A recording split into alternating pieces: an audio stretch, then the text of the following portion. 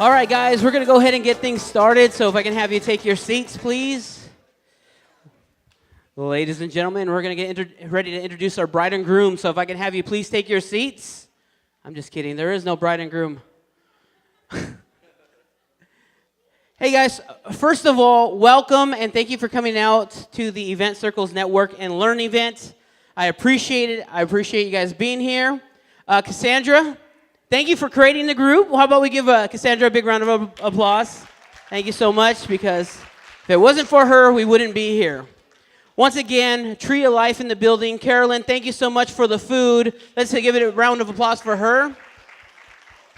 Valerie is ducking behind the bar because she doesn't want any acknowledgement, but thank you, Valerie, for getting us this room and getting the Lost to say yes.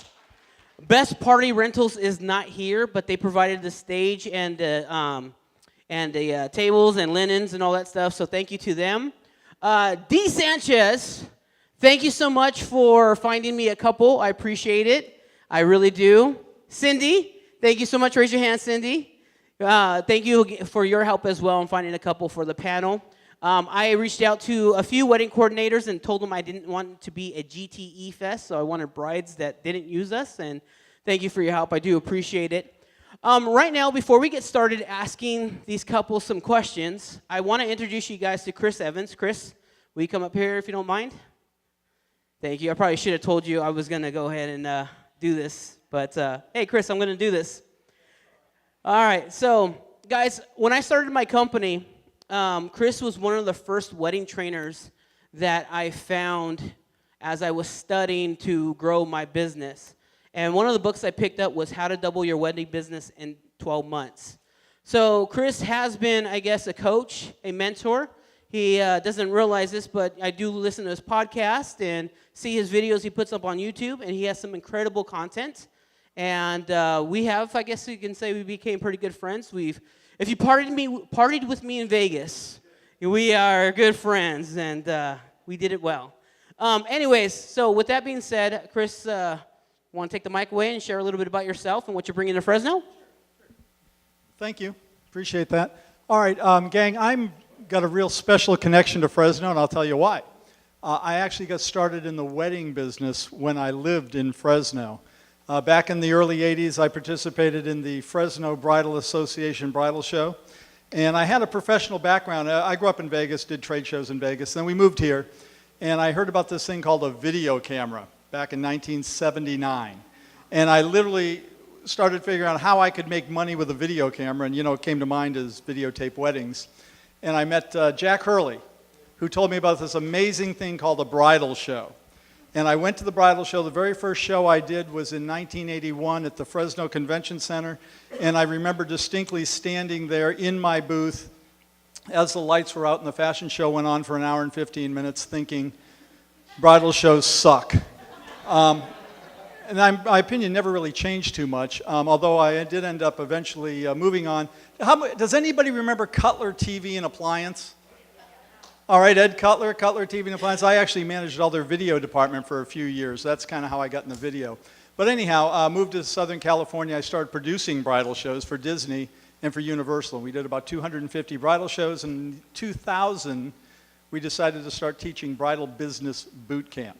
And what I do at Bridal Business Boot Camp is I basically show you how to double your business in 12 months. You don't have to believe me. You can just go to my website, evansalesolutions.com. There's literally thousands of testimonials from people who have come to the boot camp. And the theory I use is real simple. About 99.9% of everything you know about the bridal show business, about the bridal business, is wrong. And I show you two real simple things you can do to fix it. Tonight I've got a book here in the back that I'm going to give to everybody while they last. He didn't tell me how many people were coming, so I brought like 20 copies. And it's Why Advertising Fails. And it's kind of a different take on advertising. How many of you have ever took an ad out in a bridal magazine, and then when the magazine came out, you thought, wow, I didn't get as much business as I thought I should? Anybody ever done that? How about bridal shows? You ever been to a bridal show and walked out the door thinking, why did I do that? There's a really good reason for that. And it's all in how you look at the advertising and how you measure results and some of the things you're doing. Anyhow, I'm leading up to that. I want to take a lot of time from these couples because this is very, very cool. I will tell you this. We started a group called Certified Wedding Pros. It's in Milwaukee, Chicago, Florida. There's several chapters. They get together every single month, but instead of the merchants networking with each other, they invite brides in every month, and they network with brides. And it's a real value to be able to learn what they're about to say. These guys, thank you so much for coming. It's very cool that you're here sharing your information. In 2 weeks, on the 30th, I'm going to be in Clovis. We're having about a 5-hour bridal business boot camp. You can go to bridalbusinessbootcamp.com, and of course, Isaac's going to be there with like 10 people. So if you want to come and join us, you're more than welcome. I've got some information. It's on Eventbrite under Bridal Business Boot Camp, and I'm going to listen in and take notes, and I hope you do too. We should get business cards and give away a book later. Yes. Can we do that? Yeah, absolutely. Cool. All right. Whoa. All right. So, guys, we're going to go ahead and get started. So, a few things that I told the couples before we get started was, first of all, we're here to learn and improve the way that we work with couples. That is my main goal for what you're about to hear today. I had asked them that if they had a bad experience, that they do share it, but they don't put any of the vendors on blast. And the reason why is I hope we learn from the situation and improve.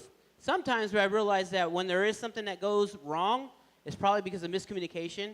And when you talk about the problem afterwards, all is good. So anyways, I had asked you guys to write down any questions that you might want to ask the couples as you registered. Truthfully, I don't want to read your questions. I'm hoping that you guys ask them directly. However, if we do kind of, if no one wants to speak, I will reach from the questions that were asked, and I'll read from the cards. And we're going to go ahead and get started. But before we do, I actually want to introduce our couples. So, guys, this is out of order. If I say your name, kind of raise your hand. First, do we have Zach and Liz here? I'm just kidding, guys. They actually work for me. They are not only an awesome couple, so awesome that I asked them to become DJs after their wedding. You should actually ask them about the story afterwards. Joseph and Megan, you guys in the building. Guys, thank you so much. I met Joseph, 2 weeks ago over the phone and said, listen, I need someone who recently got married. I heard he got married. He needed me to DJ for Fresno State's tailgate party, right? So we worked out a barter, and he's here, and I'll be at Fresno State rocking their party before the football game starts. So I'm excited about that. Next, I have Tony and Irene. Tony, Irene, thank you. I heard you guys partied with Cindy, right? Cindy Gottler, thank you again. Appreciate it. Shelly and Brendan, can you raise your hands? So I actually became really good friends with Shelly and Brendan after they got engaged, and they had no idea that I was in the wedding industry. So I got to participate in their wedding. I had a lot of fun, and I'm just grateful and honored that you guys are here. So thank you. Next, Andrew and Cindy, can you raise your hands, please? Awesome. And Dee, you guys did an awesome wedding at the Falls Event Center, right? Guys, I don't know if you've ever seen Dee's videos that she puts on Facebook or on YouTube, but that's when you guys did the market lighting inside, right? Oh, man, that video was on point. I'm going to recommend if you didn't see it, you guys scroll through her feed and find that video, because you guys had a great-looking wedding. All right, guys, so we're going to go ahead and get started. Kiana, can you come out here, please? Guys, this is my daughter. She'll also be my microphone runner, so if you don't mind, who would like to ask the first question? Please don't be shy. Someone do it. I don't want to be. 1, 2, 3, go. All right, thank you. And Thule, if you don't mind, when you stand up, can you introduce yourself, your company, and go ahead and ask your question. Hi, Thule Michelides with Extraordinary Life Events, and my question is, what went wrong that you think it could have been done better, or they could have done something to fix it? All right, so did you guys get the question? And there's microphones right there on the table. Please don't be shy. Thule, you want to ask it one more time, if you don't mind? I got to remember it now. Did anything go wrong that you think could have done better, or you have? Now, see, it's a different question. Yeah. What went wrong that you think could have gone better? How about that? Or a dissolution you would have liked to have seen happen? Okay. Well, I feel that what had went wrong was maybe just a miscommunication on how firm we were with, I understand that our miscommunication was with a DJ, and so we had a strict playlist that we had gone through, that we had like songs together, and this person totally ignored the list and went off on their own. But we never got a chance to kind of rectify that. It was just kind of like, is what it is. But I think listening to your couple and really, maybe sometimes couples throw a list together that's, oh yeah, just a random list, but also listening why that list. Because maybe there was an importance to that list, which we got to miss out on our day, which was a little frustrating for us. So. Anyone else care to share? Something that went wrong the day of, and how you could have possibly fixed it, or what you can share with us to fix it in the future. Something that we should be aware of. I don't really have anything from the day. The only thing that may have been an issue from, I guess you could say, that day when we did it here in Fresno, was at the last minute, I was told that I needed to run to fulfill an order from people from the company we used for certain items they didn't have.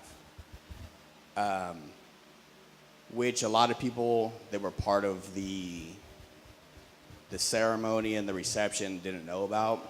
But yeah, it took time away from what we were trying to do to make this company look like they had everything together. It sucked, but it is what it is, It didn't cost me that much, so it was okay. It's just time, because I can't get it back, But that's only my thing. The rest of it was cool. Want to say anything? Okay. All right, so good? On to the next question? All right, right there in the back, Kiana.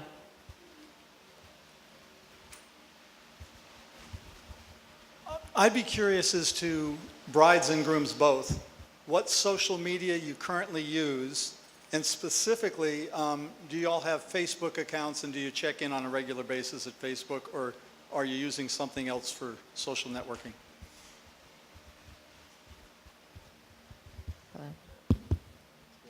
Yes, we're on Facebook, and but I think starting to use Instagram more.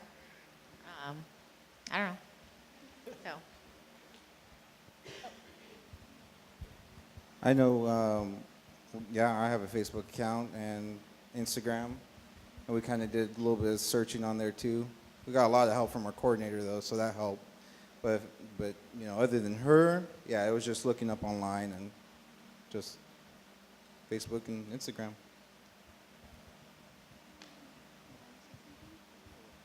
We have Facebook and Instagram, and I also did a lot of searching on Facebook for vendors, but ultimately used the internet for the vendors.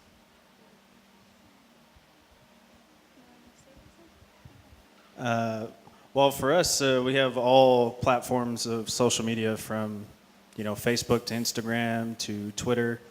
She's the Pinterest, but pretty much all platforms of social media. The only thing I would have to say, I would use Instagram and Pinterest more. Facebook, I usually tend to use that more for like family, not really for, I guess, events or vendors. I got my vendors list from the Knots. That's where I looked up all the vendors that I was getting. So, but Pinterest and Instagram for sure. Hi. I used Facebook a lot for a lot of my vendors. It was a very good source for reading reviews and all that good stuff. So definitely Facebook. Anyone else have a question? I'll give you mine. Hello. So hi, I'm Omar with Lamelli Images. I'm a local wedding and portrait photographer. And my question to you guys is, what was the determining factor when you guys were looking for your photographer? What exactly were you guys looking for? Was it Was it their style? Was it maybe through just social media or a reference? You know, what was, or how did you find them, and what was the determining style that you guys liked? That's very important for me because I want to know, from your guys' point, what was it that stood out from the photographer you guys hired? Okay. So we first met our photographer at the bridal show, and then we booked an appointment. And I did a lot of searching online and just comparing different photographers in town and their quality of pictures that, you know, they display on their internet pages. And I want to say, I think the determining factor was that we had chemistry with the photographer. Like, we knew that was somebody who we would want to spend the day, our most, you know, special day with. You know, him in our face and you know, there at every single moment. So I think it was that, it was the chemistry. And I had my best friend got married like a year before we did, and I went with her to her consultation for her photographer. And I think that's what I noticed then, was that there was no chemistry. He was real dry, and I don't know. I just didn't think it was going to be a good experience, and it wasn't. So she didn't listen to me. She went with him anyways. but yeah.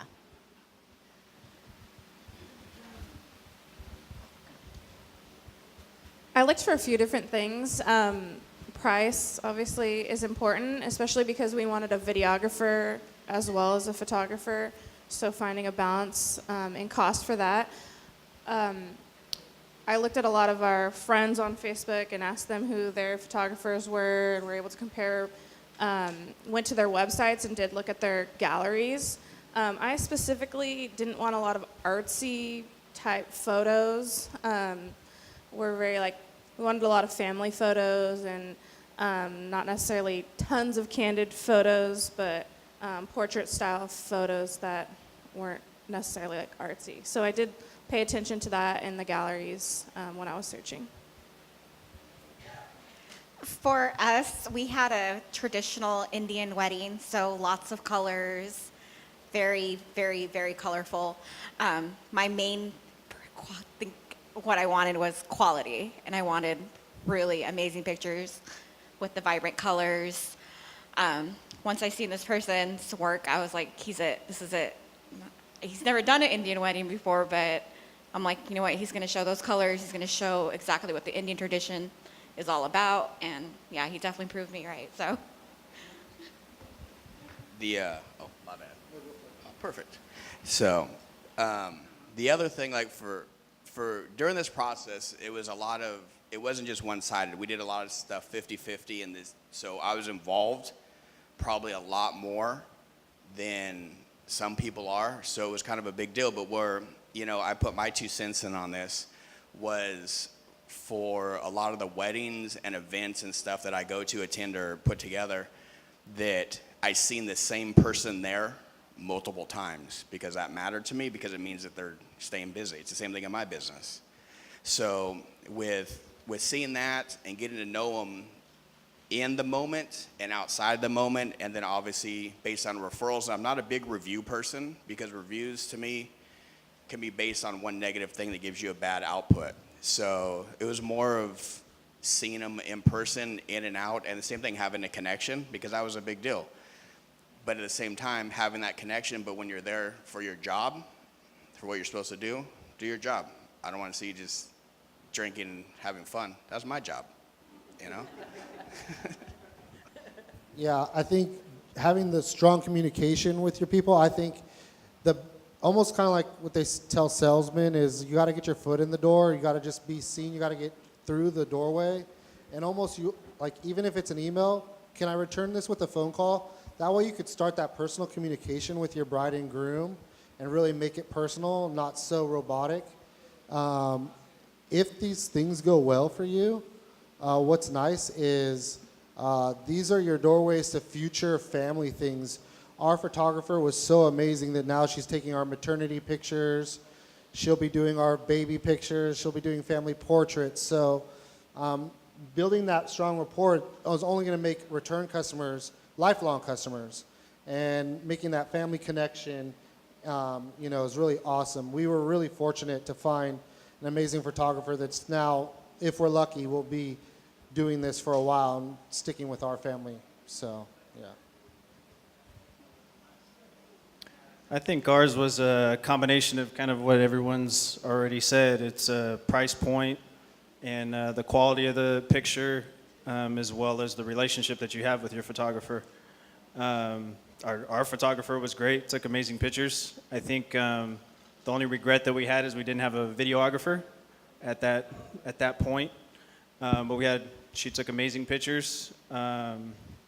She also made us an album, which there was a time where we went to Vegas, and I'll take the blame, not her. I lost the album, and she actually made us a new one on the fly, and I got it within a week.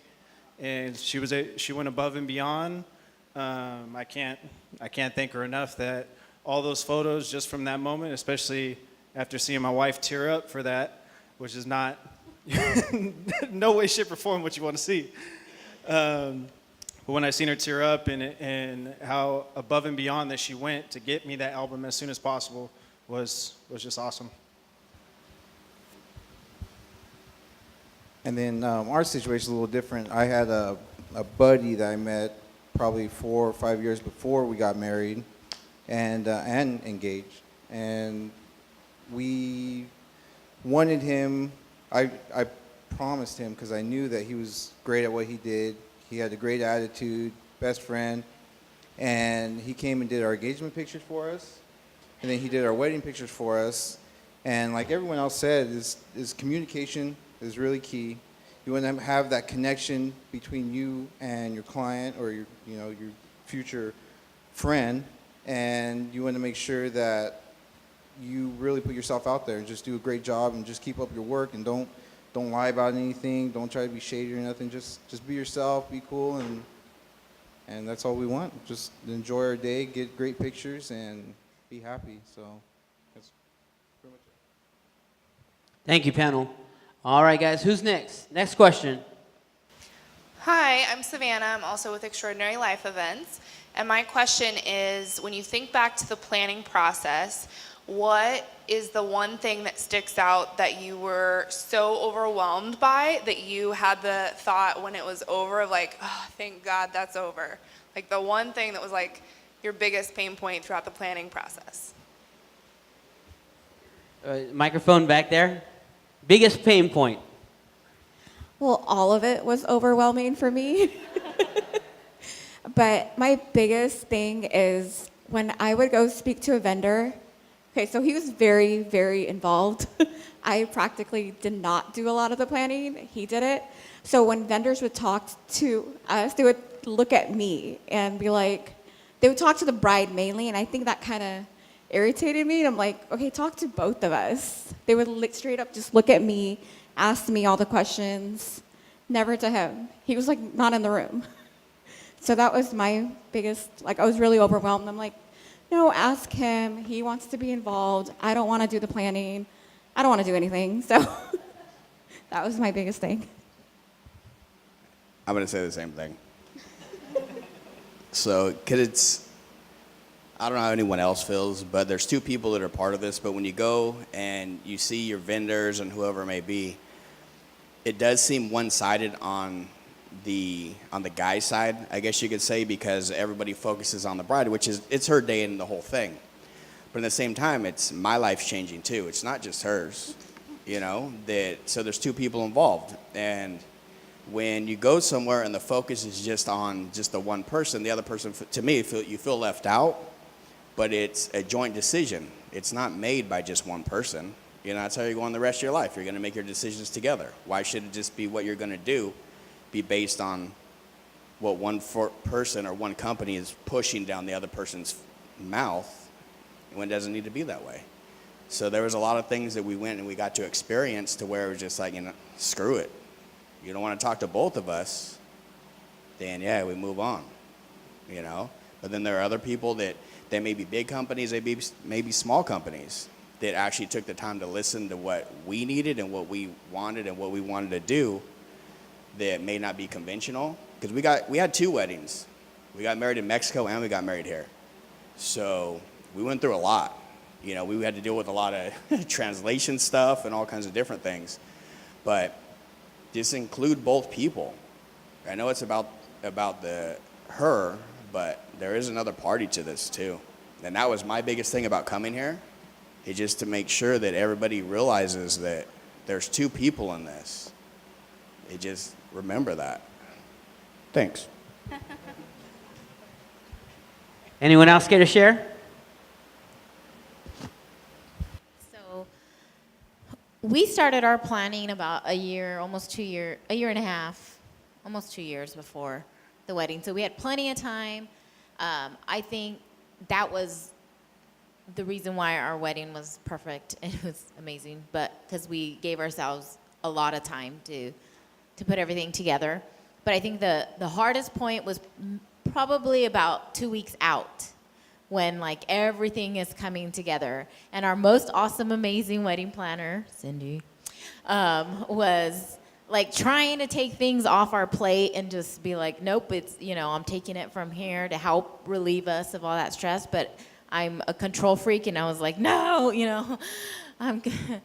And so I think it was that struggle there, like of just letting go and letting the wedding planner do her, you know, her job, and so that was hard. That was the hardest part. So I think just getting over that little hump of, okay, here we go. It's the week of, let's relax, let's let everything fall into place, and enjoy the day, right? And so, yeah, I think about 2 weeks out was the hardest point when everything is coming together. So,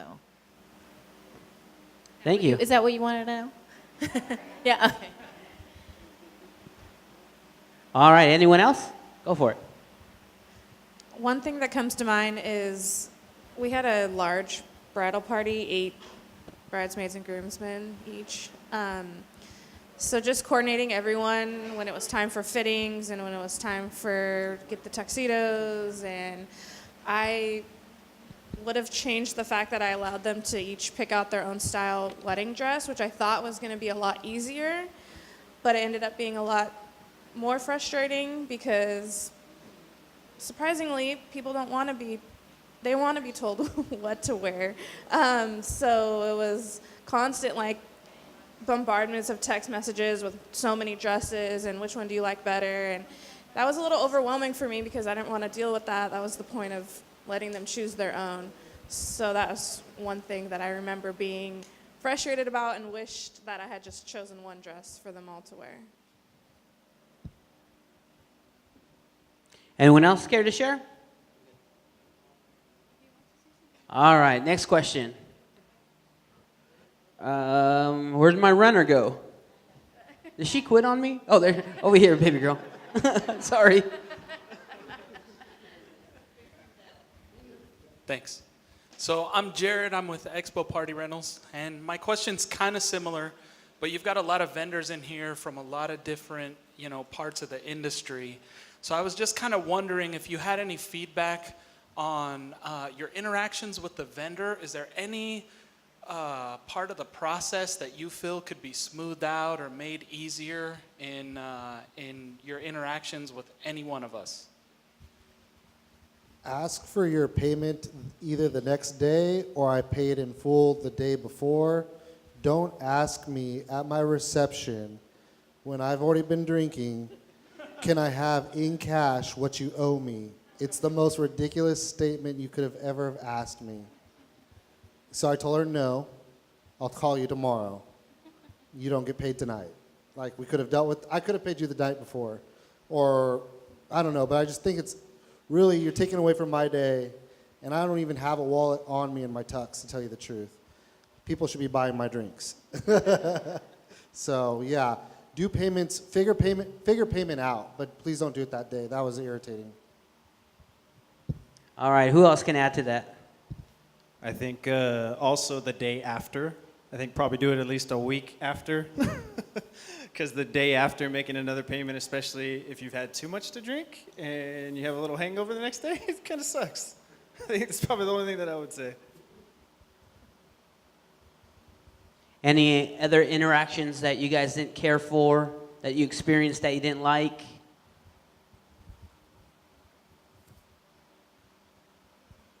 All right, well, we got, I'm just going to say the same thing.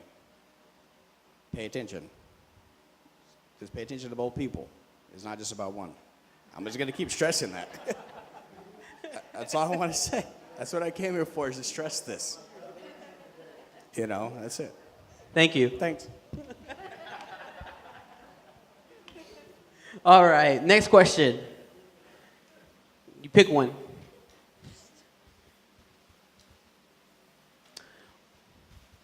Hi, I'm Cindy Pine from Heavenly Gems. I'm a wholesale custom jeweler. How did you choose where you're going to buy your rings? I would say if you're a jeweler, right, have some examples, different cuts, different styles, have a website ready. I did a lot of research. She told me the cut she wanted, and then I Googled that cut. Then I found a jeweler that made it. Then I went to the jeweler in Fresno that would sell it to me, and then they got it from New York to here for me for her ring. So I kind of pieced it all together, and just what would have been nice is a lot of the jewelers in town, even the big people, don't have a great website, and we're a website world. So having that knowledge and that strength on there would be great. I think to emphasize Brandon's point, there's two of us. So the men's wedding ring section should be somewhat close to as strong as the women's. I wanted to get my wedding ring from the jeweler that did hers, but they lagged on me. They actually forgot all about me. So I had to go to the Silver Pagoda in Fashion Fair Mall and get a tungsten ring like the week before or whatever to get my ring, and just for the day of. It didn't dawn on me that no one called me back for my ring either because I was busy. But so I ended up getting the ring I wanted, not a traditional ring. I wanted wood in my ring, so that was something I was really looking for in mine as well. So a strong website with some pictures to look at so that your people can really see what you're offering. Pinterest is another, I think Pinterest was the biggest thing for us. She was sending me her Pinterest things, and I found rings for myself on Pinterest too. For me, obviously, because like I am the ring. For me, I don't like when jewelers try to pressure you to buying a ring that you don't want. Listen to like my advice, or like this is how my future husband is going to be. He's very hands-on or whatever. I need like the perfect ring that will fit his lifestyle. I don't want a salesperson, hey, this is going to be better. Yeah, it's more expensive, but I don't like being pressured into buying something I know that my significant other or myself does not want.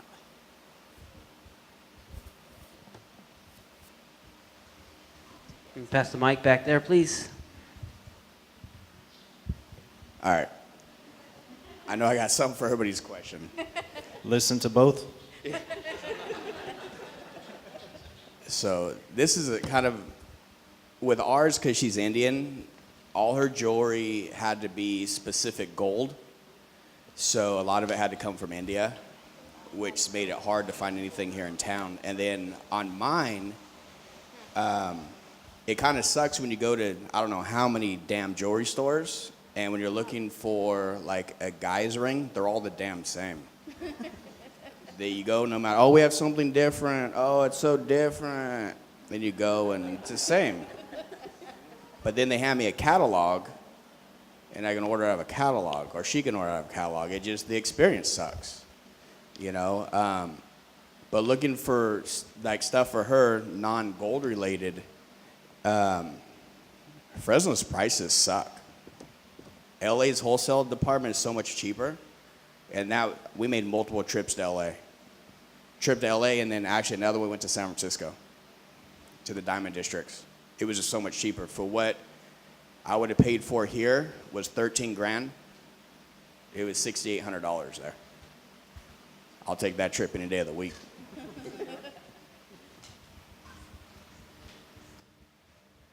All right, next question. Tess? Hi, oh, that's loud. I'm Tess. I'm a photographer for Van Studio, and I'm also a wedding coordinator up at China Peak at the ski resort up on the mountain. I was wondering how many of you, show of hands, had a wedding coordinator? Okay, of the other 3 of you that didn't have a wedding coordinator, at any point did you wish you had one? You guys had a handle?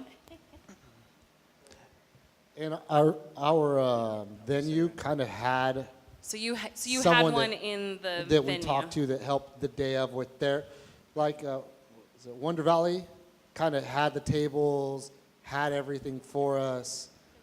There wasn't really much left, and then the DJ, the photographer were on us. Okay, and then those of you that had a wedding coordinator, was it like from the very get-go all the way through to day of and everything? Okay, that's all. Cool. Let me touch on that last piece. We didn't have a wedding coordinator at ours, but it was the company that we went with for our DJ, and they actually had a timeline and everything that we needed. And our DJ, the day of, pretty much was our wedding coordinator throughout that whole time. Gio. One thing to add to that, our wedding coordinator coordinated all the payments that were going to be made to the vendors and when. So that's why we didn't get asked by anybody for payment at our wedding. Everything was done and coordinated with through our wedding coordinator.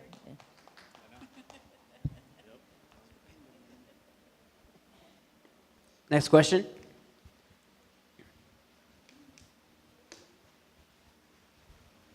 I'm Irene with Maddie's Linens and Decor, and a lot of people mention we're in the internet world and Pinterest is a big deal. Sometimes as a decorator, I have a love-hate relationship with Pinterest. How much of your decor did you know, like before you went in, did you have an idea of exactly what you wanted, or did you need help?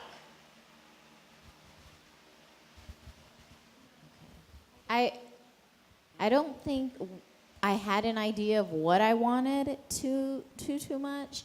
A vague idea, but our person who did our Maddie over there, Irene, who did all our draping and stuff. I was shocked at because I did need the help. I feel like I didn't really know how to express what I wanted or really even know too much, but I was just in awe of the job that she ended up doing. I think she maybe knew what I wanted more than I knew what I wanted, so. Yes, I did need help.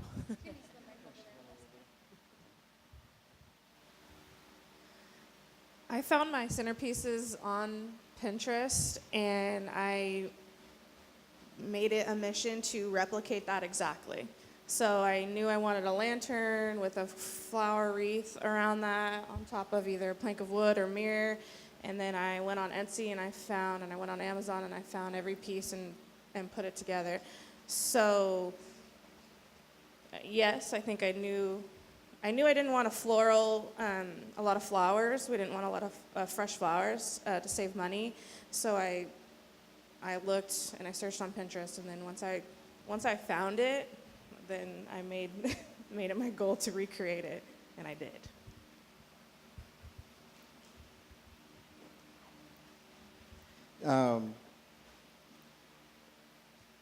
We needed a little bit of help actually during the whole process of figuring out the decor, but my wife pretty much had it. She had it down. She already kind of had the idea of what she wanted to see as a centerpiece, what she wanted to see as an overall piece. She didn't want to just see individual things. She liked seeing the whole thing together, and that's hard to do when you don't have everything all at one time to piece together. So we had to run back to different places to see, like, oh yeah, okay, this works for this, or oh yeah, this matches that. And it was a little bit of that, and then definitely having a coordinator helped a lot because she did us wonders. She led us in the right direction. She kind of gave us her thoughts, like, yeah, that might work, that might not work. You know, let's maybe stick to this or let's stick to that. And that was a big deal. So our coordinator really saved our lives on that. But overall, it came out amazing, and everything that she wanted in the wedding happened. Almost everything. There was maybe one or two things, but it was pretty much spot on. So shout out to our coordinator. Thank you.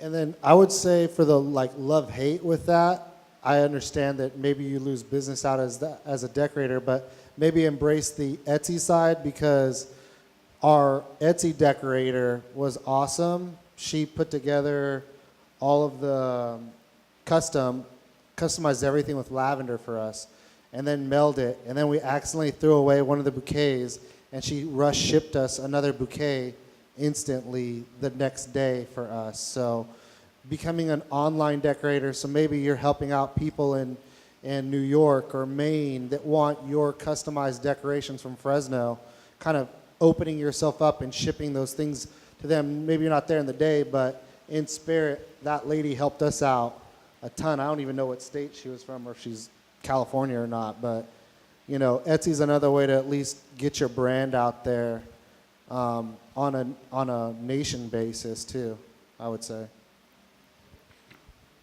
I want to ask a follow-up question to that. So are you guys telling me that the mirror, the wood, the flowers all came like a kit? No, okay. No, the mirrors we got from someone in our family. The wood, I think someone in our family. The little wood centerpieces? Where'd you buy those? Oh, we didn't. We did the lanterns. The lanterns we got on Etsy or somewhere like that. Online shopping. Online shopping's the business. Yeah, I found the lanterns on Amazon, and I got the wreaths on Etsy and the other things that match the wreaths on Etsy. And so I pieced it together to make the picture that I saw on Pinterest. So no kit.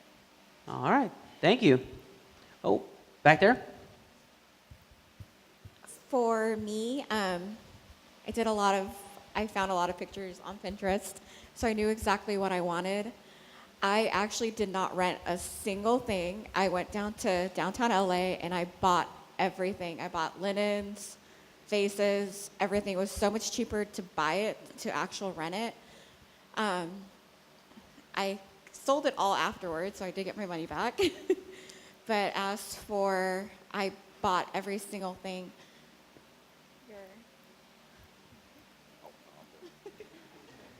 Yeah, that's it. Thank you. Next question. Oh, another. Give him the mic. No problem. Since we're talking about buying, you just mentioned that initially to all the couples, did you have a budget in mind before you started planning? And then how far off were you in that budget at the end? Because I know I've been in the wedding industry for over 15 years, and we got married 3 years ago, and he was surprised at all the pricing.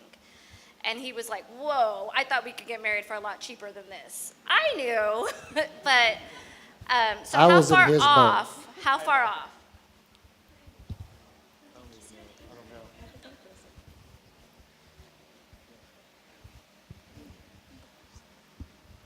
Make me talk for this one, right? Yeah, we did. I had a budget in mind. We didn't go too much over. Just like maybe 10, 15, 20,000 or so over. But no, I was 42 years old and never been married. At the time, I didn't think a wedding was going to be that expensive, but I knew it was going to cost about 20 to 30 was the average. We went a little bit over because we kind of threw in some last-minute details, but it wasn't too bad. He didn't tell me what the budget was. I was the one. Never tell her the budget. I had no budget. Just kidding. Before we started planning a wedding, we were engaged for like 5 years, so we knew that okay, when we get married, we're gonna stick to a specific amount, and we can't go over because I was a college student at the time, so our budget is really tight.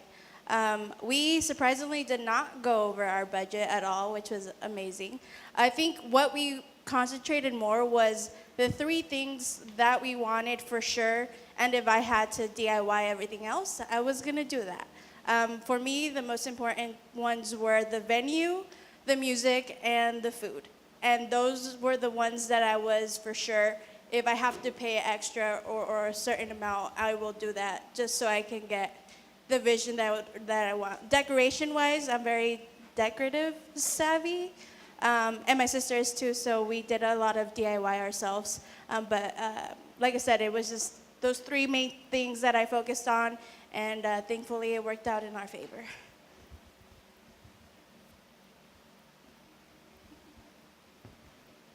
Anyone else? All right, next question. All right, real quick. If you were to go back to the very beginning, what is one thing you wish you were prepared for heading back into the planning process?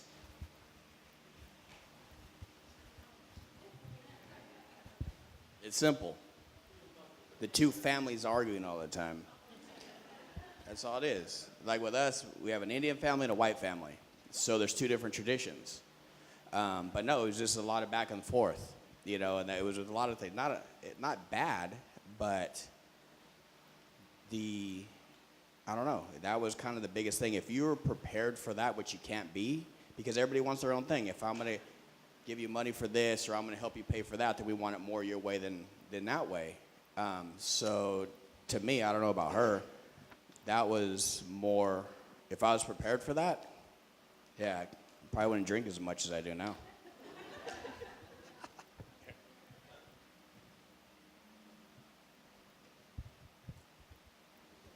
I think I would listen to my wife and have made our wedding smaller. I think it was just a bigger wedding. It wasn't like overall, like a lot of wedding guests, big day. Like our initial idea was something smaller, and then it just kind of escalated real quickly into the guest list. And I think we should have just kept it, just a little bit more smaller in hindsight. All right, next question. I was wondering if you could tell me, I heard 5 years from one couple, what month you were engaged, and then how long it was until the wedding.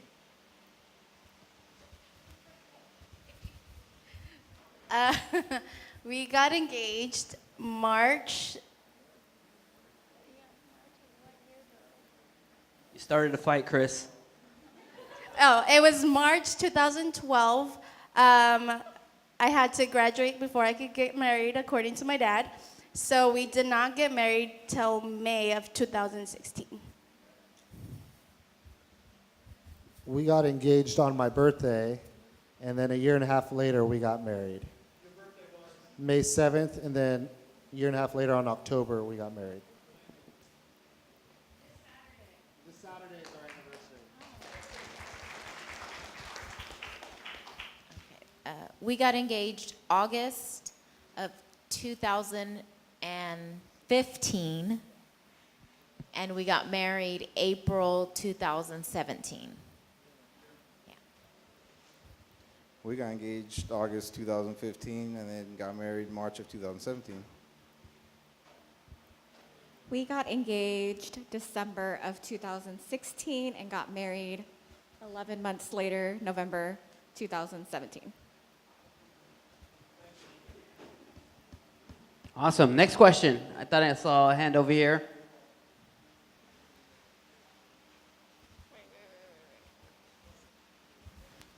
Looking back, is there anything that you would have wished you would have invested more in to have a higher quality?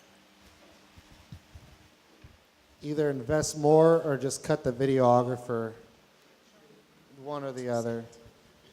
We were not happy with the results of our videographer. We were really happy with our photographer, but what we thought the quality of the actual video wasn't what we would have wanted, so we would have either invested more or not have done it at all. I guess to go back to that first question, if you're a videographer, don't give someone 20 minutes of them watching them eat their dinner together. It's so awkward to watch us eat dinner and have people come up to our table. It's like it's nonsense. So we'll never use that video.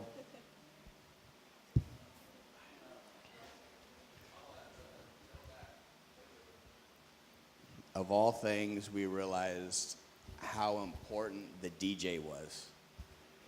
And of all things, knowing Isaac and everything else, we actually used somebody else because we tried to skimp because we didn't think it was that big of a deal. And in the end, we realized that that was probably the most important thing of all. So I still owe him one for this.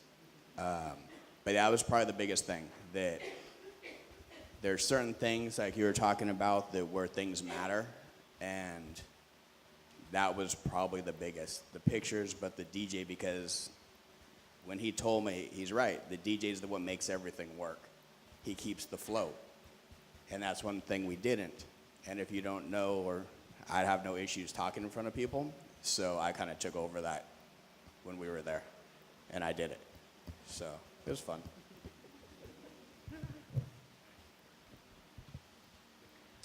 Venue, food, and DJ are the number one things right there. That's what's going to make or break your wedding. Everything else will kind of fall into place, but those right there, that's what people are going to be talking about for the rest of your life. Did you guys feel that way before you guys got married? That the DJ was important? Yeah. Cool, thanks. Any other questions? Oh. Yeah, the DJ was very important. I'm now part of Good Times because of that. So I'm a bride turned DJ.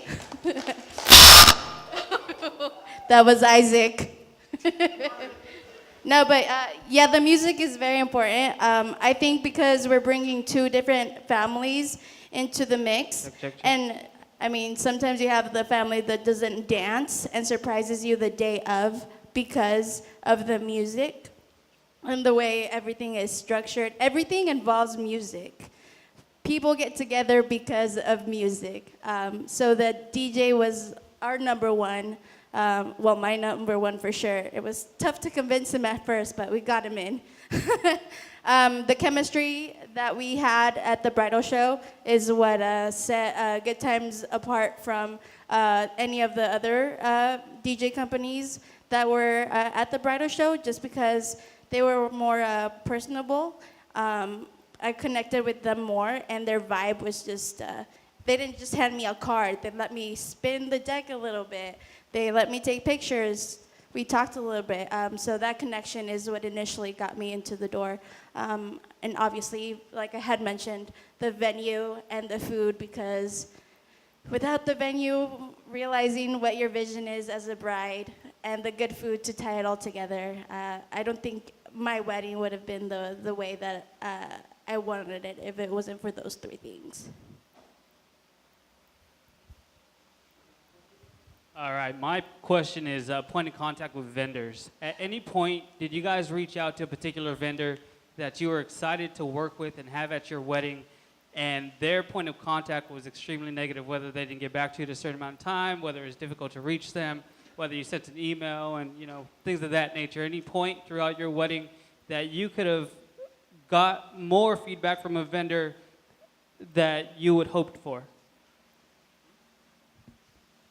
Our thing was when we were looking for a caterer, there was just not a lot to choose from here in Fresno, and our venue didn't have like a vendor list at the time. And reaching out to different catering companies, yeah, it was hard to get any information back, phone calls, emails, anything. And so, I mean, we got lucky, and our caterer turned out to be amazing. I don't even know how we found him. How did we find him? Oh, internet, I guess, just searching.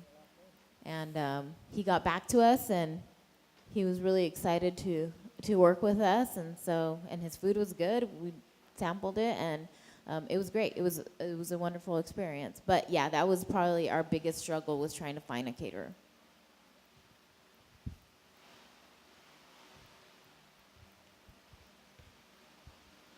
Finding a photo booth was my hardest thing. Getting in touch with vendors, getting responses back with vendors, being able to get quotes. So I don't know if anyone does that here, but that was one of the hardest things for me, the on-site, photo booths.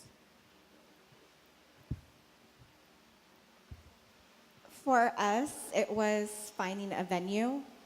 Fresno doesn't have a lot of venues, and when they do, you have to use their vendors, their caterers, which we didn't want. We wanted the open door policy, but when we chose this particular venue, I just felt like a number, and that wasn't exciting to me. It wasn't very personable. They were like, oh, you're just having a wedding here. You're just another wedding. That sucked, but it is what it is. A lot of times, I don't think people realize that technology is changing. And if you look up here, I'm probably the oldest one up here. So my way of doing things could be on the phone or whatever it may be, but your younger generation uses email and everything else digital. So with me being in the industry I'm in, I would still do things digitally, and no email response, no nothing. They would say contact us on Facebook, whatever it may be, nothing. They would only have an office line. How do you run a business in this industry from 8 to 5? Last time I checked, you guys work on weekends, unless I'm wrong. But yeah, no, you got to get with the times, the internet, the World Wide Web.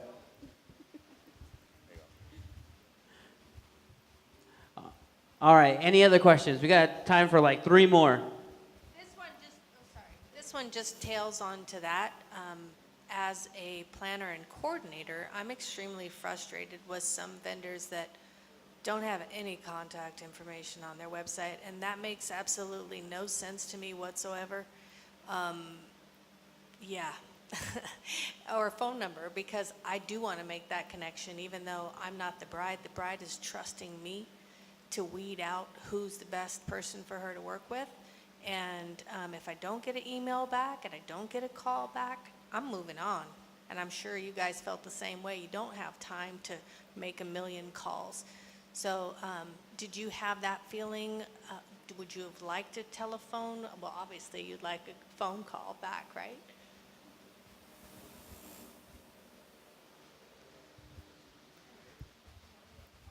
Who's that? I'm sorry, I'm missing. I can't see you. You're like, hi, Taylor. All right, sorry about that. I swear, she's like. No, you're totally fine.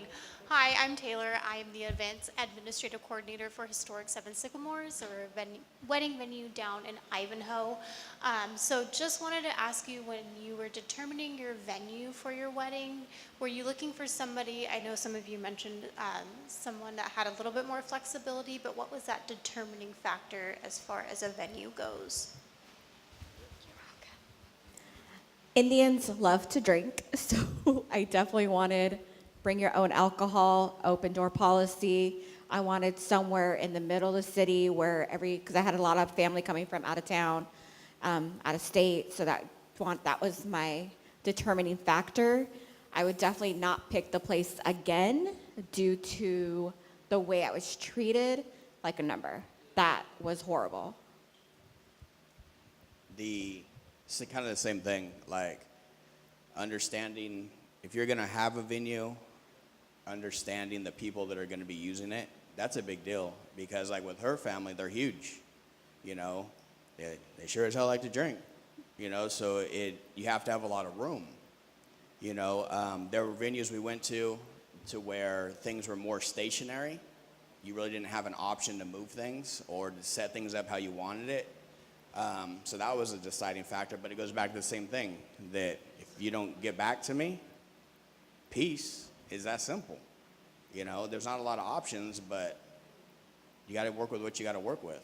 But having just a closed door policy where it's this, this, and this, that's the old school way to do business. And the people that were working at this venue, they didn't communicate with each other, because one person gave me another price, one person gave me another price. So just not communicating within the business, that shows how they are. So.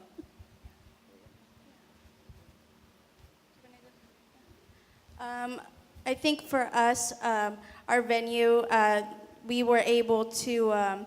We weren't wine drinkers until recently, but they were able to accommodate my family. My family likes drinking beer, and it was a vineyard, so we were able to discuss. Can we pay less on the wine, and if you have to do the cost somewhere else, we'll take it. So they were able to be flexible with us. Also, we were able to bring whatever caterer we wanted, bring your own beer or alcoholic beverages. Security was good. Music restriction was not there, so she said, if you want to bless the music, and so we did. So they were just willing to work with us throughout the whole planning process. They had contacts for tables and linens, so we really didn't have to take care of that. They took care of that for ourselves. But yeah, I think. They had some suggested food vendors, as well as some suggestions of other linens and chair companies and things like that. But they didn't force it, so it wasn't like you have to go with these specific people. It was, well, these are some suggestions of what we have. These are some of the people we're partnered up with, so you have the option of doing that. And then, like how she said, it was the flexibility, even though they had preset programs with certain wine amounts versus how many people we had coming. I was like, well, I don't really need that much wine for as many people as I have coming. So the flexibility in order to work with us on that part was pretty much our deciding factor. I saw her at the bridal show, and she told me thanks to us, they changed up their program a little bit. So that was cool to hear.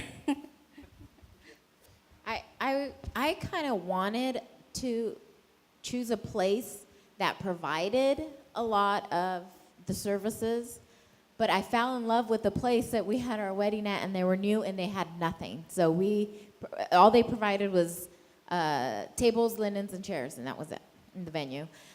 So we had to bring in everything, which, like I said, in my original plan is not what I wanted to do. I didn't want to do that much work. But I'm so glad that we did and that they were so open, because we had no restrictions, and we were able to create, it was a little bit more work, but we were able to create perfect wedding that we wanted. They were a little unorganized in the beginning and double booked a wedding on my wedding day. They booked another couple to get married at the same place at the same time. So thank God my wedding planner just so happened to catch on to that, because she met with the bride that was getting married where I was getting married on the same exact day. And we were able to work all that out, and luckily it was in our favor, but not, of course, not for the other couple. But I think but they made it right, and it was it was due to the fact that I think maybe they had just opened and things, maybe, I don't know. But anyways, it was wonderful, and like I said, I think if you have an option for both, like, hey, you can bring in all your vendors, no restrictions, do whatever you want, do whatever you want, is awesome, is amazing, and that's probably what a lot of people want. But some people like me do want, but here are some preferred vendors that you don't have to use, but we've used in the past and are familiar with, our place and blah blah blah. So I think having both is good.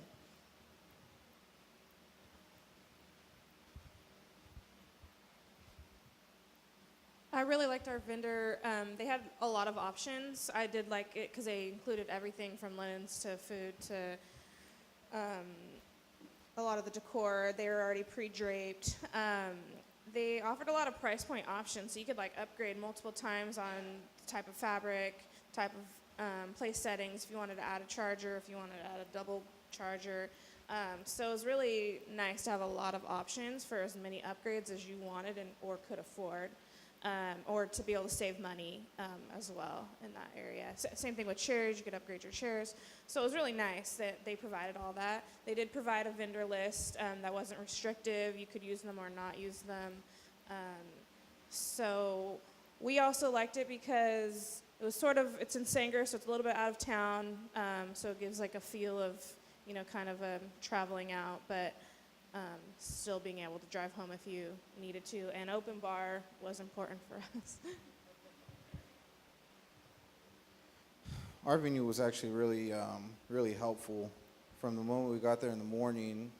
I think me and my dad were actually the first ones there in the morning. Me and my dad and my father-in-law were the first ones there in the morning, and then they showed up a little while after we showed up, and once they opened up the gates, it was like a flood through there.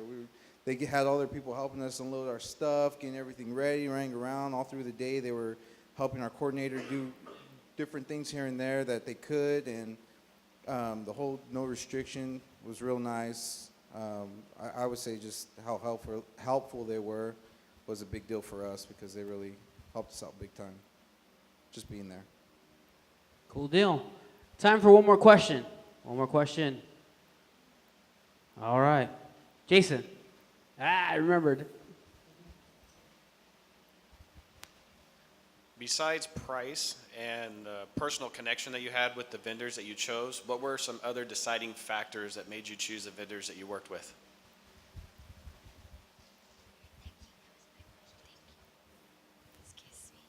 Well, it just went down to comfort because you're having so many meetings with these people. So after a little bit, we just felt comfortable with the DJ at first. Although the DJ, something happened and he transferred us to another DJ that just went to hell. But other than that, we felt comfortable with everybody in our meetings and dealing with everybody, especially our photographer.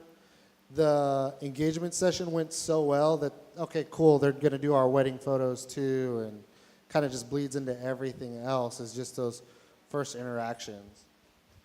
In regards to the DJ, some DJs offered more amenities like the lights and the fog machine and the different aspects of DJing. And some didn't. So that was actually a deciding factor, obviously included in the prices. I think for us it was just the first impression, what kind of connection we felt right when we saw him. Like, I know our DJ, as soon as we met him, I already knew this guy has to be our DJ. There's no other way. And then same thing with all the other vendors too. We met with multiple vendors, but the ones that just stood out the most was just the first impression. What they explained, everything they could do for us. They said, they were honest and truthful, and they were really there throughout the whole process. So that's made a big deal. That was the big deal.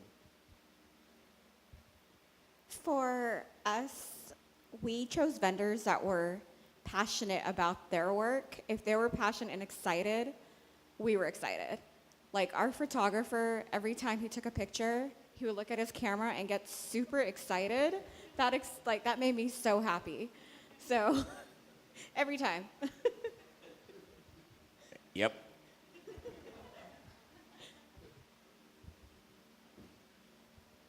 I think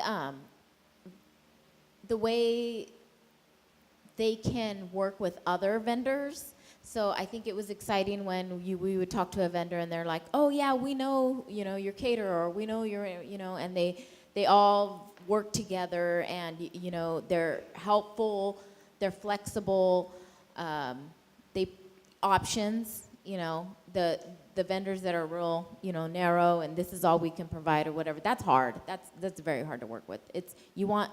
Everybody wants options nowadays. So the more variety, the more options, the more, creative they are, the more helpful they can be because, I've never done this before. I need to know. I need help. That having talking to somebody who's knowledgeable in what they do and having the information readily available. That makes you feel good. That's comfortable. That's probably how, I took things into consideration when choosing vendors. So. Okay, so back to your guys' wedding night, the very special night that it was. What was the most memorable moment that you had? What brought that moment to life? And how did you feel? The most memorable moment. How did you feel during that time? For me, it was seeing our families join together and actually become one giant family, all having fun together, drinking together, singing together, hanging on each other. But yeah, no, that for me was really important to see everybody come together. So.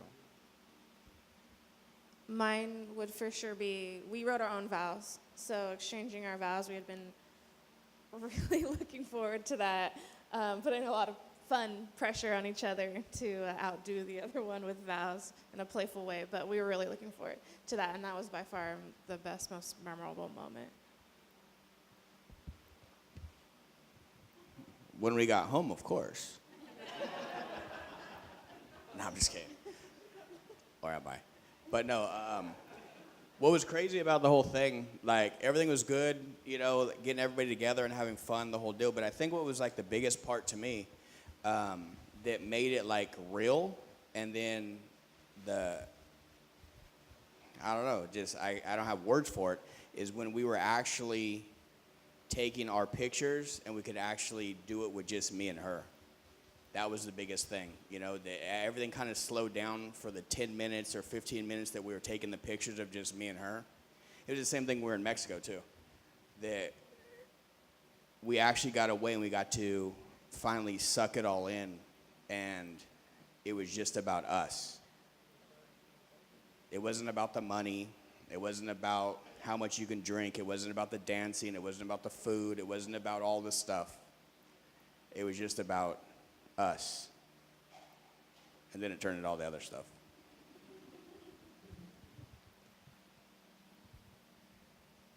When I think back on our wedding night, I think it was just looking out or being in the middle of the dance floor and everybody is dancing. So our DJ was amazing.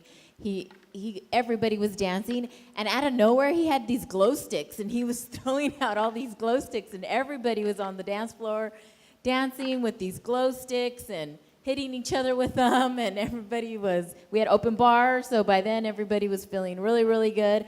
And so I think that was the most memorable part of the whole thing, was when everything just came together and everybody's on the dance floor. You know, you forget about all the stress and all the money and everything that it took to make it all happen. And everybody was just having an amazing time, and everybody was drunk and playing with glow sticks and dancing their butt off. So that was most memorable. For my most memorable moment was our photographer pretty much made that memorable moment when before we were even about to start the wedding, they decided to pull us in different directions, and they did what was kind of like a door shot. There was a door separating my wife-to-be and me. I hadn't seen her all day, and she took a shot where we both reached out to one another and touched each other's hand for the first time. And again, we hadn't seen each other at all. And that's when it got real. I know I broke down in tears. She got the perfect shot to see my tears. So that was my most memorable moment of our day. Aside from me breakdancing in my wedding dress, and my mom almost killing me, I think it would have to be walking down the aisle and seeing my husband cry. And he's not a crier, so it was like, oh my gosh, this is real. And his vows, way better than I anticipated. So I think just seeing him as I'm walking down crying was like the moment where I was like, we're getting married. All right. Well, thank you guys so much. Ladies and gentlemen, let's hear it for our panel. And thank you guys for coming out and joining us tonight. Feel free to chill and hang out. We're going to play music a little bit longer. But if you guys want to ask them any questions in particular, any one of them, please do so. Take the time. I know I want to ask them a couple of questions before they leave, so I'm going to make sure I do that.